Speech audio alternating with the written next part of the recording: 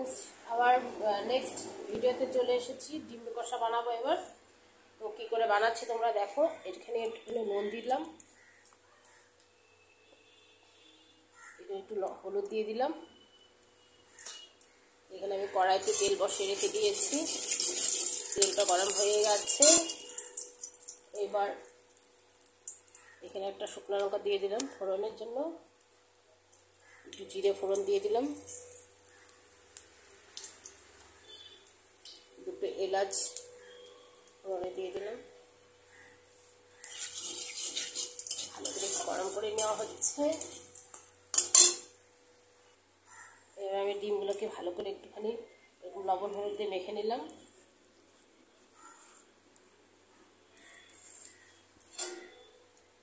Hello friends, তোমাদের একটা নতুন কথা বলছি। ডিম যখন ভাজবে তখন এরকম একটুখানি কেটে নিতে হবে। সবগুলো ডিমগুলোকে একটু এরকম করে কেটে কেটে নিতে হবে, তাহলে ফুটবে না। এভাবে কেটে নিতে হবে। এবার আমার একটা মাখা হয়ে গেছে।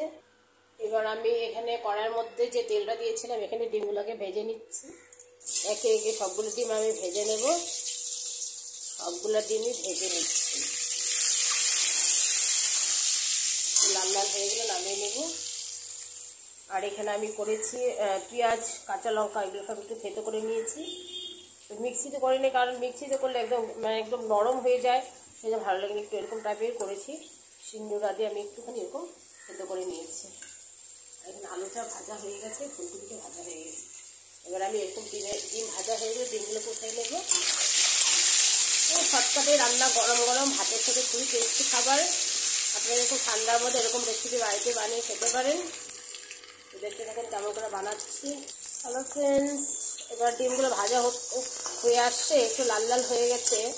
তোমাদের কাছে একটা কথা শেয়ার করছি, আমি রিনার সাহা বলছি। তো আমার ভিডিওটা তোমরা হয়তো দেখো বা নাই দেখো জানি না, যাই হোক যদি দেখে থাকো তো একটা লাইক সাবস্ক্রাইব করে দেবে আর শেয়ারও করবে। তো আমি যাই হোক বেশি কিছু বাড়িতে বানাতে পারি না, যাই হোক মাঝে মাঝে কয়েকটা রান্নার রেসিপি ছেড়ে দিই, আর ওটা গোপাল সোনার ফটো ছেড়ে দিই। তো কী করবো, মাঝে মাঝে ইচ্ছা হয় করি, কিন্তু আমার ভালো লাগে আর কি এগুলো করতে। তো আমি ডিমটা ভাজছি। দেখো, আমার একটা প্রবলেম হচ্ছে যে ডিমটা আমি ভাজছি কিন্তু আমি খেতে পারি না। এটার জন্য আমার খুবই দুঃখিত, কারণ ডিম খেলে আমার খুব অ্যাসিডিটি হয়ে যায়। আমি কি বলবো তোমাদের কাছে, খুব ভালো লাগে ডিম খেতে, তো ডিমটা আমি খেতে পারি না। তো যাই হোক, এখন আমার হয়ে গেছে ডিম ভাজা, নামিয়ে নিচ্ছি। একে একে সব ডিমগুলোকে আমি নামিয়ে নিয়েছি। তো আমি এখন এগুলোকে এরকম কড়াইয়ের মধ্যে দিয়ে দিচ্ছি। কড়াইয়ের মধ্যে দিয়ে এটাকে ভালো করে নাড়াচাড়া করে নিব।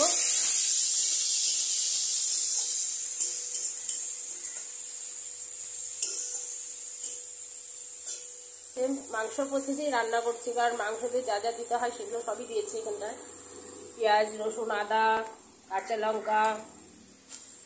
তো আজকে একটুখানি আলাদা করে রান্না করছি। এটা হচ্ছে ফুলকপি দিয়ে ডিম কষা রান্না করব। আপনারা এরকম ফুলকপি দিয়ে বাড়িতে ডিম কষা রান্না করে খাবেন, খুবই ভালো লাগে, খুব টেস্টি লাগে। তো এবার আমার সবগুলো দেওয়া হয়ে গেছে। একটু ভালো করে ভাজা ভাজা করে মোটামুটি কষিয়ে নিচ্ছি পেঁয়াজটাকে। এবার আমার এখানে পেঁয়াজ, আদা, রসুন, পেঁয়াজ সব কিছু এখানে পেস্ট করা আছে, মিক্সিতে রাখা আছে, ওটা আমি একটুখানি দিয়ে দেবো। তো একটু পরে দিচ্ছি। তো সঙ্গে থেকেও দেখতে থাকো কেমন করে বানাচ্ছি। অবশ্যই একটু লাইক সাবস্ক্রাইব করে দেবে ভালো লাগলে। এখানে আমি 1 চামচের মতো হলুদ গুঁড়ো দিয়ে দিলাম, এখানে 1 চামচের মতো লবণ দিয়ে দিলাম। নুন বলতে পারেন বা লবণও বলতে পারেন, আমরা বাঙালি লোক তো লবণই বলি, তো লবণই দিয়ে দিলাম। ভালো করে একটু নেড়ে চেড়ে নিতে হবে ভাজা ভাজা করে। তবে ডিমের কষা খুবই টেস্টি লাগবে খেতে। গরম গরম ঠান্ডার দিনে ডিম খাওয়া খুবই ভালো, খুবই হেলদি। ঠান্ডা হইয়া গরমি, রোজ খায় আন্ডে।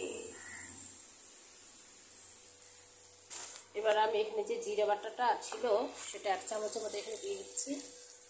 1 চামচই দেবো, 1 চামচের মতো দিয়ে দিলাম।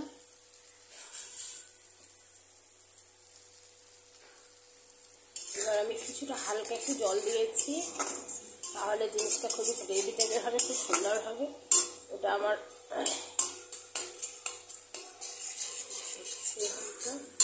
এখানে একটা কাঁচা লঙ্কা নিয়েছি, সেটাও দিয়ে দেবো। আমার ডিম কষা হতে চলেছে, মোটামুটি রেডি হয়ে গেছে।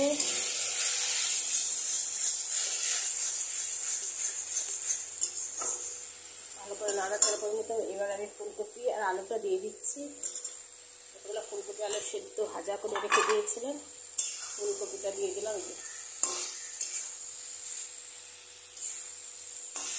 আলু ফুলকপিটা দিয়ে দিলাম।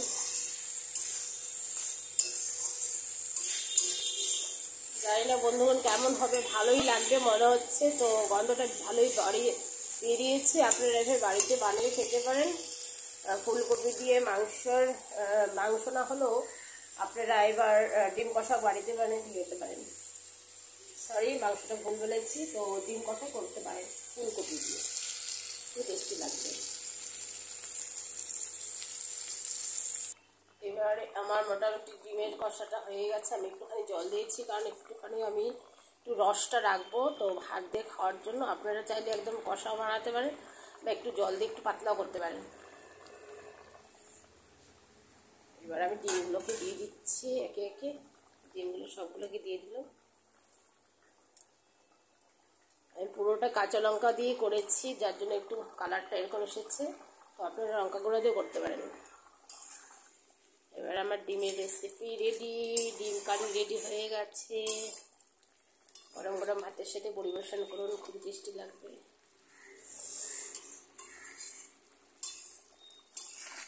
মাংসের থেকে খুবই টেস্টি খাবার এটা। আপনি এরকম রেসিপি বাড়িতে বানিয়ে খেতে পারেন। ভালো লাগলে একটা লাইক সাবস্ক্রাইব করে দিবে। Thank you. আজকে আমার রেসিপি কমপ্লিট হয়ে গেছে, ডিম কারি আর হচ্ছে এখানে বাঁধাকপি। তো কেমন লাগলো বন্ধুগণ, একটু লাইক সাবস্ক্রাইব করে দিবে। ঠান্ডার জন্য এরকম খাবার ভালোই লাগে। আপনারা ঠান্ডার দিনে এরকম গরম গরম ডিমের কারি আর হচ্ছে বাঁধাকপি গরম ভাতের সাথে পরিবেশন করুন, তবে খুবই ভালো লাগবে। Thank you, bye. একটা লাইক সাবস্ক্রাইব করে দিবে।